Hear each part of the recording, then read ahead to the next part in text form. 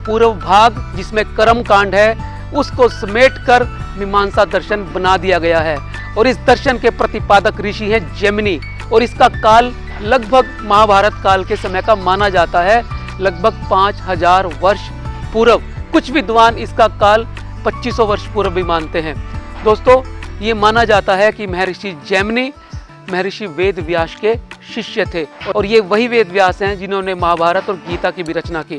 दोस्तों, इसीलिए इसका काल 5000 वर्ष पूर्व मानना न्याय संगत प्रतीत होता है। दोस्तों, मीमांसा का अर्थ है एनालिसिस करना। मीमांसा का अर्थ है उन धर्म अनुष्ठानों के बारे में बताना जो हमारे जीवन के लिए आवश्यक हैं, जो हमें धर्म के बारे में बताते हैं। बहुत सारे विद्वान मीमांसा दर्शन को दर्शन नहीं मानते क्योंकि दर्शन का प्रतिपाद विषय आत्मा, ईश्वर और जीव है, जबकि मीमांसा दर्शन में धर्म की अनुष्ठानों की यज्ञ की बात की गई है। लेकिन इसका प्रतिपादक और मुख्य विषय मोक्ष की प्राप्ति ही है, धर्म के जरिए, कर्म के जरिए, यज्ञ के जरिए। इसीलिए भारतीय दर्शनों के अंतर्गत इस दर्शन को रखा जाता है। ये आस्तिक दर्शन कहलाता है क्योंकि इसके अंदर आत्मा, ईश्वर और जीव की सत्ता को माना गया है। वेदों में विश्वास करने के कारण इस दर्शन को आस्तिक दर्शन कहते हैं। ईश्वर में विश्वास करने के कारण इस दर्शन को आस्तिक दर्शन कहते हैं।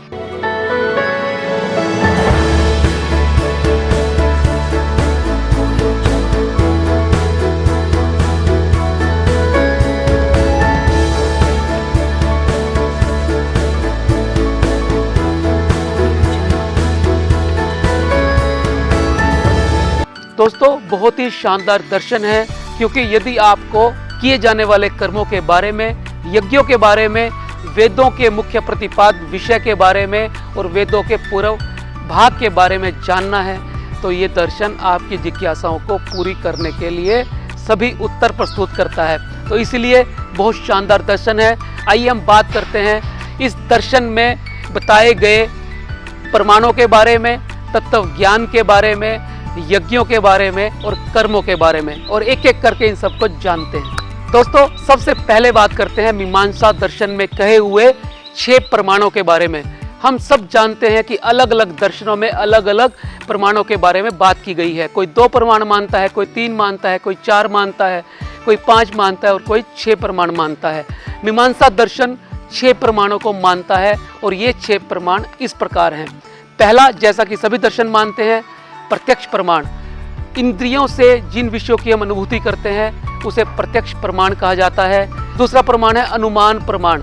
जब हम धुएं और अग्नि के उदाहरण से यानी अनुमान के माध्यम से चीजों को समझने का प्रयास करते हैं तो इसे अनुमान प्रमाण के अंतर्गत रखा जाता है। तीसरा है उपमान प्रमाण। उपमान का अर्थ होता है तुलना करना। जब 2 वस्तुओं की आपस में तुलना की जाती है, तुलनात्मक ज्ञान से जो चीजें हमें समझ में आती हैं उसे उपमान प्रमाण कहा जाता है। चौथा प्रमाण है शब्द प्रमाण। शब्द प्रमाण का अर्थ होता है जो अथॉरिटी वाले व्यक्ति द्वारा कही गई बात होती है। यहाँ पर शब्द प्रमाण 2 प्रकार के माने गए हैं, पौरुषीय और अपौरुषीय। पौरुषीय वो हैं जो किसी व्यक्ति के द्वारा, किसी अथॉरिटी पर्सन के द्वारा बात कही जाती है, उसे पौरुषीय प्रमाण कहा जाता है। और जो बात ऋषियों को मनन और समाधि के द्वारा प्राप्त हुई है, यानी ईश्वरीय ज्ञान जो है, जो सीधा ब्रह्मा जी ने या ईश्वर ने हमें दिया है, उसे अपौरुषीय कहा जाता है। इसका अर्थ ही है कि किसी पुरुष ने इस ज्ञान की उत्पत्ति नहीं की है, ये मंत्र दृष्टा ऋषियों के द्वारा जाने गए साक्ष्य हैं, इसलिए इन्हें अपौरुषीय कहा जाता है। दोस्तों, इसके बाद आता है अर्थापत्ति। अर्थापत्ति का अर्थ ये होता है जब किसी तरह का विरोधाभास प्रकट हो। इसे एक एग्जाम्पल के द्वारा समझते हैं। एक व्यक्ति कहता है कि मैं उपवास करता हूँ और बहुत ज़्यादा उपवास करता हूँ, 1 महीने में 15 उपवास करता हूँ, मैं बहुत कम खाना खाता हूँ, लेकिन वो व्यक्ति धीरे धीरे मोटा होता जा रहा है। तो एक मन में शंका पैदा होती है कि जब कोई व्यक्ति लगातार इतने ज़्यादा उपवास रखता है तो वो मोटा कैसे हो सकता है। यहाँ पर एक विरोधाभास झलकता है। हो सकता है वो व्यक्ति सही कह रहा हो, लेकिन उसकी बात में सच्चाई नजर नहीं आती, एक संशय पैदा करती है उसकी बात, जिस कारण से इसे अर्थापत्ति प्रमाण कहा जाता है। यानी जब कोई बात विरोधाभास पैदा करे, जो दिखता हो वो नहीं दिखता हुआ प्रतीत होता हो, तो इसे अर्थापत्ति प्रमाण कहा जाता है। और छठा प्रमाण है अनुपलब्धि प्रमाण। दोस्तों, जब कोई चीज का अभाव हो, जब किसी वस्तु का अभाव हो उसको अनुपलब्धि प्रमाण कहा जाता है। जैसे यहाँ पर मेरे चारों तरफ कुर्सी है, कैमरा है, वृक्ष है, लेकिन मैं कहूँ कि मेरे हाथ में मेरा लैपटॉप नहीं है, लैपटॉप का नहीं होना अनुपलब्धि प्रमाण माना जाएगा। यानी जब किसी वस्तु का अभाव हो, वो चीज उपस्थित ना हो, तो उसकी अनुपस्थिति ही अनुपलब्धि प्रमाण कही जाती है। तो इस तरह से मीमांसा दर्शन के अंदर 6 प्रकार के प्रमाण माने जाते हैं। दोस्तों, बात करते हैं मीमांसा दर्शन में कहे गए तत्व के बारे में। मीमांसा दर्शन 7 प्रकार के तत्वों को मानता है। पहला द्रव्य, फिर गुण, फिर कर्म, फिर सामान्य, फिर परतंत्रता, फिर शक्ति, फिर सादृश्य। इन 7 तत्वों के जरिए ही वो सृष्टि की उत्पत्ति मानता है। जैसे वैशेषिक दर्शन के अंदर 6 पदार्थ माने गए थे, और न्याय दर्शन के अंदर 16 पदार्थ माने गए थे, और सांख्य दर्शन में 25 पदार्थ माने गए थे। हर दर्शन अपने नजरिए से पदार्थों की संख्या को बताता है और उसी के अनुसार सृष्टि की उत्पत्ति मानता है। दोस्तों, मीमांसा दर्शन का सबसे उत्तम भाग यानी धर्म विचार, कर्म विचार। मीमांसा दर्शन 5 प्रकार के कर्मों को अपने यहाँ पर स्थान देता है। इन कर्मों के द्वारा ही मोक्ष की प्राप्ति की जा सकती है। ये 5 प्रकार के कर्म है: नित्य, नैमित्तिक, काम्य, निषिद्ध, प्रायश्चित। नित्य कर्म वो होते हैं जो हम सुबह उठने से लेकर रात तक करते हैं। सुबह उठते ही हम आसन करते हैं, प्राणायाम करते हैं, फिर अपने नियमित काम करते हैं, शौच से निवृत्त होते हैं, नाश्ता करते हैं, अपने काम पे जाते हैं, फिर रात को सोने से पहले किए जाने वाले सारे कार्य। ये सारी चीजें नित्य कर्मों में आती हैं जो हर व्यक्ति हर रोज करता है। दूसरे किस्म के काम होते हैं नैमित्तिक कर्म। नैमित्तिक कर्म के अंदर वो कर्म आते हैं जो विशेष दिन या विशेष आयोजन पर, विशेष अवसर पर किए जाते हैं। जैसे त्योहारों पे किए जाने वाले अनुष्ठान, पूजा, यज्ञ आदि, या फिर किसी विवाह आदि में या जन्म के समय में किए जाने वाले जो संस्कार, यज्ञ आदि होते हैं, जो काम होते हैं, उन्हें नैमित्तिक कर्म कहा जाता है। तीसरे प्रकार के कर्म होते हैं काम्य कर्म। काम्य कर्म की कैटेगरी में वो कर्म आते हैं जो कामना से जुड़े हुए हैं, जो आपकी इच्छा की पूर्ति करने के लिए होते हैं। कोई व्यक्ति पुत्र प्राप्ति के लिए यत्न करता है, कोई व्यक्ति ईश्वर को प्रार्थना करता है कि उसके पास धन ऐश्वर्य मिल जाए, कोई पद प्रतिष्ठा पाना चाहता है, कोई पैसा कमाना चाहता है। हर व्यक्ति जीवन में कुछ ना कुछ चाहता है। तो जो व्यक्ति चाहने की दृष्टि से काम करता है, उसे काम्य कर्म की श्रृंखला में, श्रेणी में रखा जा सकता है। और चौथे प्रकार के कर्म होते हैं निषिद्ध कर्म। निषिद्ध कर्म में वो सारे कर्म आते हैं जिन्हें शास्त्रों ने करने से मना किया है। जो भी पाप कर्म है, जो भी गलत काम है, चाहे वो असत्य बोलना हो या गलत काम करना हो, किसी का किसी तरह का नुकसान करना हो, व्यभिचार हो, मतलब ना करने वाले सभी कर्मों को निषिद्ध कर्म की कैटेगरी में रखा जाता है। 5वें प्रकार के कर्म आते हैं प्रायश्चित कर्म।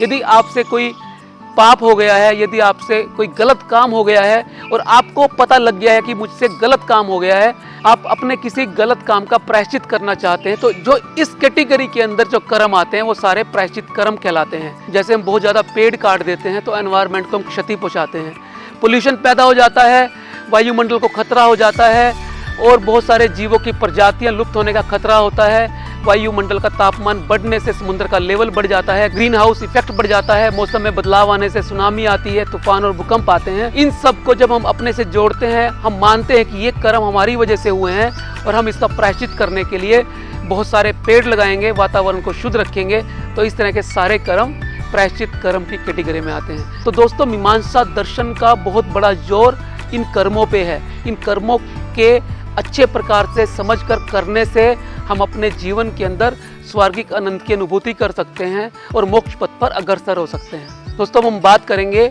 मीमांसा दर्शन में गृहस्थियों के लिए दिए गए हुए 5 यज्ञ के बारे में, जो बहुत इंपॉर्टेंट हैं, क्योंकि मीमांसा दर्शन कर्म कांड का दर्शन है। मीमांसा दर्शन अभ्युदय की तरफ ले जाने के लिए कर्म को महत्ता प्रदान करता है।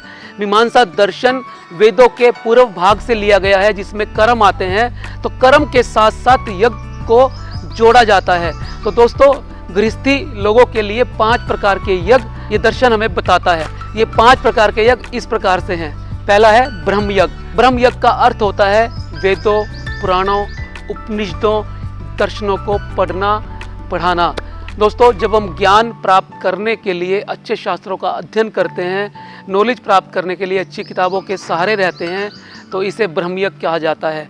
हर व्यक्ति चाहता है कि उसके अंदर ज्ञान की उपलब्धि हो, क्योंकि ज्ञान को और सत्य को समझकर ही वो अपना विकास कर सकता है, मोक्ष की ओर अग्रसर हो सकता है। देवयज्ञ का अर्थ होता है कि जब देवताओं की स्तुति की जाती है, पूजन की जाता है, श्रेष्ठ लोगों के बारे में बात की जाती है, तो हमारे अंदर भी वैसे ही संस्कार आने शुरू हो जाते हैं। तो ये सारे के सारे यज्ञ और काम देव यज्ञ की कैटेगरी में आते हैं। तीसरा है पितृयज्ञ। पितृयज्ञ का अर्थ यहाँ पर है श्रद्धा और तर्पण। जब हम अपने घर के बुजुर्गों को मान देते हैं, सम्मान देते हैं, उनके साथ समय बिताते हैं, उनकी इच्छाओं का ध्यान रखते हैं और हम अपने बच्चों को भी संस्कार देते हैं, उनके अंदर भी एक अच्छा इंसान होने के गुण पैदा करते हैं, तो इसे पितृयज्ञ कहा जाता है। चौथा यज्ञ है मनुष्य यज्ञ। दोस्तों, इस यज्ञ की कैटेगरी में अतिथियों का सम्मान करना आता है। हमारे यहाँ भारत में अतिथि देवो भव कहा जाता है, यानी अतिथि को देवता के सम्मान, भगवान के सम्मान माना जाता है, उसका पूजन किया जाता है, उसका सम्मान किया जाता है, अपने से पहले उसे भोजन कराया जाता है, उसे आसन दिया जाता है, हर प्रकार से उसे सम्मान देना ही मनुष्य यज्ञ की कैटेगरी में आता है। दोस्तों, भारत के अंदर ज्ञानी लोगों को ही नहीं, मनुष्यों को ही नहीं, देवताओं को ही नहीं, पक्षियों और पेड़ों को भी सम्मान देने की परंपरा है। इसी के अंदर हमारा 5वां यज्ञ आता है, जिसे हम भूत यज्ञ के नाम से जानते हैं। हमारे यहाँ पर सहस्त्राब्दियों से अपने खाने से पहले गऊ ग्रास अलग निकाला जाता है, कुत्ते के लिए, पक्षियों के लिए अलग भोजन निकाला जाता है, कीड़ियों के लिए अलग भोजन निकाला जाता है। तो इस सब को ही भूत यज्ञ कहा जाता है। यानी एक होलिस्टिक अप्रोच हमारे वेदों के अंदर, हमारे मीमांसा दर्शन के अंदर दिखाई देती है कि हम अपने साथ साथ अपने समाज के लिए, अपने एनवायरनमेंट के लिए, पेड़ पौधों, पक्षियों के लिए भी हमारी जिम्मेदारी है, उनके लिए भी काम करना, इस वायुमंडल को, इस पृथ्वी को हरी भरी बनाना, सबके लिए रहने योग्य बनाना। तो दोस्तों, बहुत ही शानदार दर्शन है मीमांसा दर्शन। इस दर्शन की सीख को, समझ को अपने जीवन में अपनाकर हम एक अच्छे इंसान भी बन सकते हैं और हम मोक्ष की तरफ अग्रसर भी हो सकते हैं। मोक्ष कहने का मेरा अपना अर्थ ये होता है कि उच्चतम विकास को प्राप्त करना। मेरे लिए मोक्ष की अवधारणा का अर्थ ये नहीं है कि इस जन्म से पार हमें जाना है, हमें जन्म मरण के चक्र से मुक्त होना है। मेरे लिए मोक्ष का अर्थ ये है कि अपनी पूर्ण संभावनाओं में विकसित होना। जैसे एक बीज पेड़ बनने के लिए पैदा हुआ है, ऐसे ही हर मनुष्य का हक है अपनी पूरी उच्च अवस्था में प्रकट होना। दोस्तों, मैं उम्मीद करता हूँ आज का ये दर्शन आपको अच्छा लगा होगा। यदि आपको लगता है ये दर्शन औरों के जीवन में भी कुछ परिवर्तन पैदा कर सकता है, कुछ वैल्यू एडिशन कर सकता है, तो इसे शेयर करना ना भूलें। यदि आप चैनल पर नए हैं तो चैनल को सब्सक्राइब कर लें और इस तरह की वीडियो देखने के लिए नोटिफिकेशन बेल भी दबा दें, ताकि कोई भी वीडियो आपसे मिस ना हो। मिलते हैं अगले वीडियो में फिर एक नए विषय के साथ। तब तक के लिए नमस्कार।